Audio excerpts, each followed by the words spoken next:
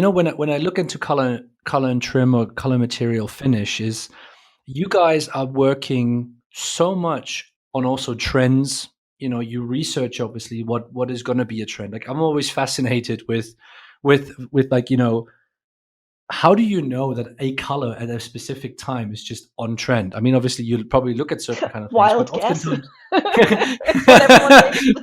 that's Oh, at least. green tonight. I think I like um, green.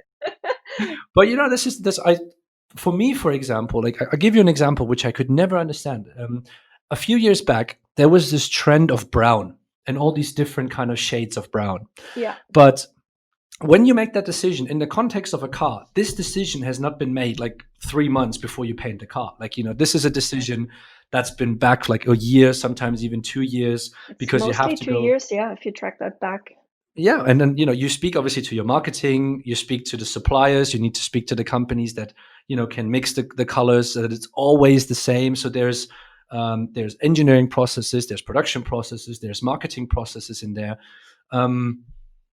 How early do you actually start in these kind of processes? I mean, sometimes as you mentioned as well, like, you would probably have to think about a certain kind of product, even though there is no exterior design, there is no interior design, because you will have a range of materials that you're using that are not just for one car, but they can be used for multiple different cars. So like, the materials have to be produced as well. And the more you use of the material, the cheaper it gets. But this is a decision that is so fundamental. This is not just being made by the design chief. This is also in cooperation with, I would say, like sales, marketing is involved, but engineering needs to be involved as well for weight, probably, and all these kind of things. Yeah. How is that process? I mean, that's kind of, the Germans would say, dancing on like multiple weddings at the same time. Oh, CMF designers are good in that. They dance on about 500 different weddings at the same time. People don't understand. Yeah, I don't want to elevate those guys, but I think maybe this podcast helps to understand the process a little bit better, and that CMF is actually a very, very hard design process. It's not a picking process, it's a design process, people. So coming back to your color, for example, that's a good example. So what we do, like, as we're creative people, you observe what's going around in your daily life. You read magazines, you look at trend shows, you go to like SEMA, you go to like the CES, you see what's happening in other markets such as fashion, such as the electronic world, who are on a much faster pace than transportation design, because the product have a much quicker turnover. You see what's happened social economic areas. If you make a vehicle, for example, for the China market or the US or the European market, it's a very different development.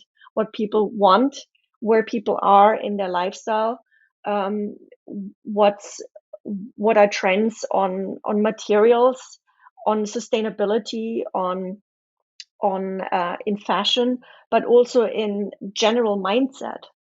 Like people, for example, before were on the materialistic side, so having and owning more was kind of, people were gathering. Now we're more in an area where people reduce to the bare minimum, try to live with one good product but not having 10.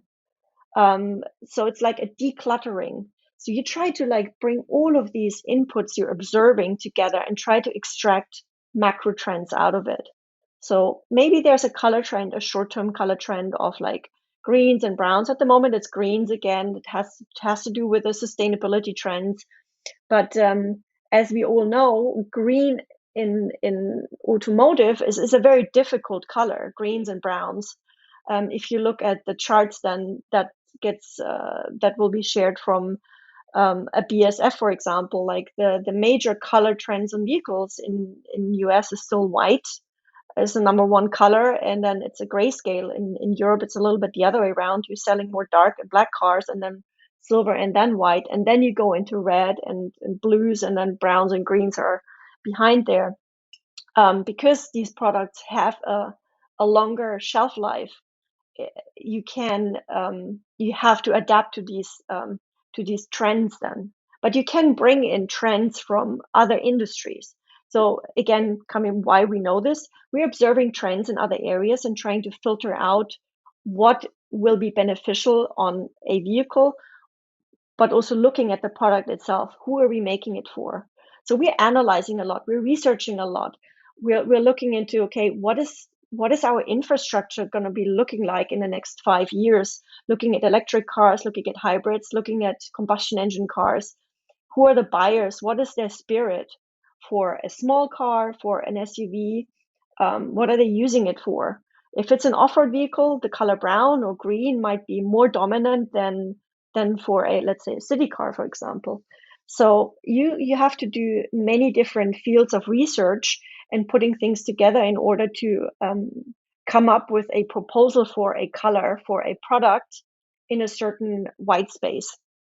And then obviously we will make color developments with BASF, or DuPont, or you name it, any other color house. And then we say, okay, well, where are you with your pigment development, for example? And they will then share like, hey, we've just got a new triangular pigment that shifts in the color and actually is able to create a blue-brown shade. It's like, oh, this is interesting because blues and browns, so let's work with that. Can we do anything to like, um, I was always trying to like try to make a pigment that has a shark skin that in the end, the exterior color is used for a better aerodynamic on the car. Or there are color pigments now you can program. Working with some advanced scientists, I've figured out that there are pigments you can program and then would save a whole paint process on the vehicle, which is huge costs. So you're trying to also look into trends. You look into, how can I make this product? How can I make the color? And what is the process? How long will it take? What are the specifications we have to meet in order to use this color on this product? So you work with testing and engineering to see that it's UV resistant, scratch resistant, what the overall color properties are.